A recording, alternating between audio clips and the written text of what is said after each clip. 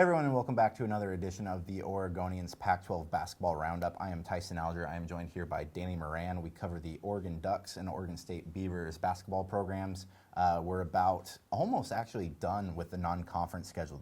The Ducks are sitting here at 7-1. They're about to head out to Boise. The Beavers are 6-1. 6-1. Yeah. So that's two losses for the teams combined throughout about 2/3 of the non-conference schedule.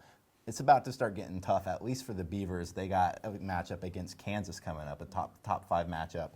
The Ducks have a kind of mid-range Boise State team coming up, but I think the talk coming up is going to be surrounding that Kansas game. Danny, what can you tell us about that? Yeah, for Oregon State, it'll be interesting. I mean, obviously they've done well on the road and their limited experience there. This will technically be a neutral site game, although it's in Kansas City. So yeah, I think the crowd will have a certain shade of blue to it. But it'll be their biggest test of the year. I was kind of surprised going to practice yesterday. I mean, Wayne Tinkle was saying, even though the team's 6-1, I mean, they're not really in a position to be, the way they're playing now, winning those games. Right. I mean, he said, obviously, if the team executes the game plan, he thinks they can beat anybody. But despite being 6-1, they've had a couple relatively close calls against Loyola Marymount, against Nevada, both teams that are improved from last year, but last year only won single-digit amount of games. Correct. Each team. So I think the thing right now is the defensive intensity. Daniel Gomez, they're hoping to get back for the Far West Classic, which is a week from Friday, this coming Friday. So that should be a big boost for them. He's obviously very important kind of in their zone and man-to-man looks, just kind of calling out things from the position under the basket. But at this point, even though the record indicates that Oregon State's doing really well, and they are, it's just kind of, I don't think that as far as where the coach's expectations are, if the team is where they hope they would be, if that's fair to say. I would imagine compared to last year, because last year it was a team that was short on talent, that was expected not to do hardly anything. Right. I would imagine that, and I haven't talked to Tinkle, but I'm imagining that he's probably maybe more happy with how the team was executing at that point last year, but just this team has more talent that you can kind of sit back on. So they're winning games by, just being able to have that depth and talent, whereas last year they had to basically do everything perfect. Right, and they got that message early last year because they had the exhibition loss to Western Oregon, which I think shocked. That was bad. Yeah, which shocked everybody. But they've ultimately said it was a good thing for that year because everybody had to buy in instantly to avoid getting embarrassed. And I think that's kind of you've heard from people like Malcolm DeVivier this year who say, yeah, because we have more depth, I'm able to kind of go all out when I'm on the court. But for whatever reason, kind of some of those older guys included, him, Langston Morris Walker, haven't quite played up to the level that you would have hoped for seniors if you're a fan of the team. So it's an interesting spot. Kansas will be a big test, and I think. Is there any chance they win that game? Yeah, there's always a chance. Okay. Always a chance. Monmouth beat UCLA. UCLA beat Kentucky. Yeah, but Monmouth has an incredible bench. I know. Not in terms of talent, but just in terms of their celebrations. Well, and that's the thing. Yeah, nobody can compete with that bench, No. and but you think that gives them 10 points a game? Yeah, So it's a big 12. advantage. Yeah. In that ballpark too. Now where's Oregon at right now? I mean, they almost got a devastating injury from what it looked like, but it's not going to be as bad potentially. So the Ducks were number 15 in the country heading into the UNLV game, and they lose against UNLV 80-69. It's the Ducks' first loss of the year. It's their first road game of the year. Right.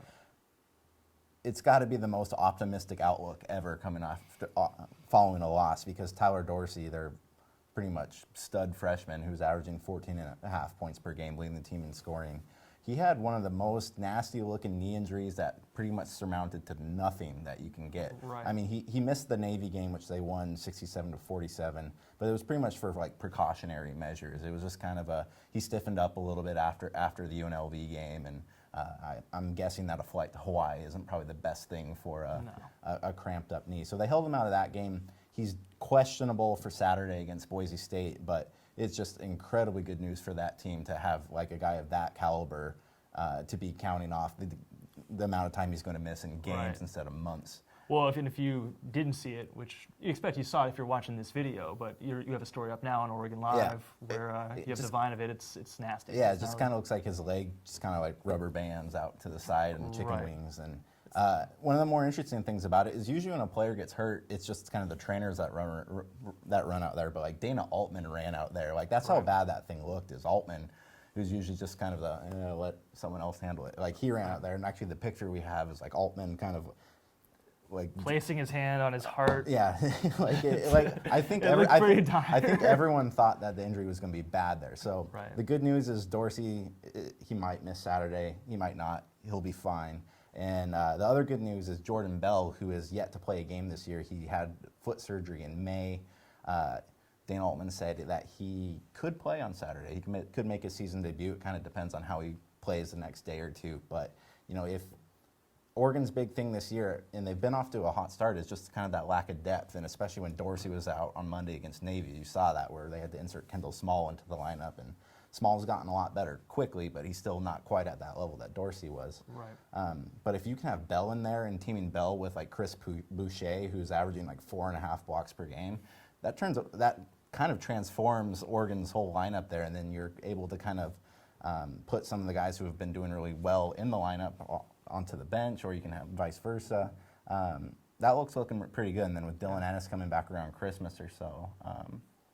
Yeah, you talk about Jordan Bell. He set the record, correct, for Oregon's blocks Yeah, in the year. I believe he had 93 blocks last season, Right. and Boucher is on pace to Shatter. kind of shatter that. Because Yeah. I think Bell's average last year was 2.9 blocks per game, and I think Boucher is at 4.2 right now, which you would imagine is going to tail off once they get into Pac-12 play and you're Right. competing against some of, the Utah bigs, Right. those bigs. But the notion of playing both those guys at the same time, it sounds like something that Dana Altman is willing to do, and you think could work? Yeah, I asked Altman about that a couple weeks ago, and he said he definitely plans on playing them at the same time. I don't know if they're going to start together, but he definitely envisions a big lineup that they can go to at times.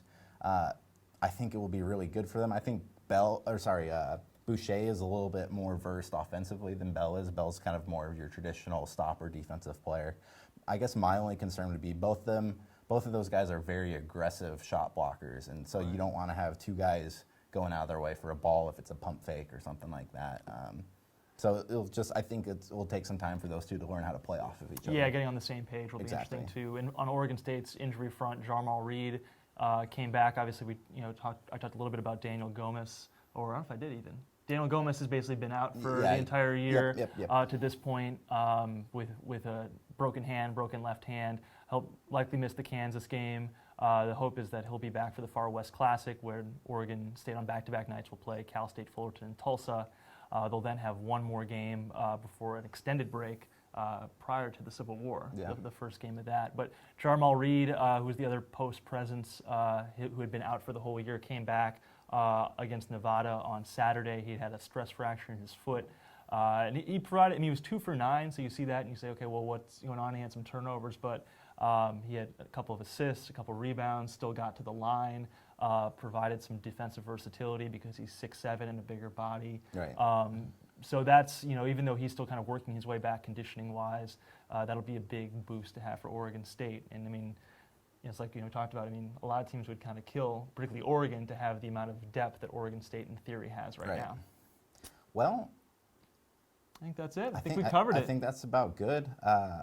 That Kansas game is going to be fun to watch, especially if Oregon State wins that game, they're in the top 25. It's a one-loss team that has a win over a top 5. That's a pretty hard team to keep out of there. And it would basically be on the road.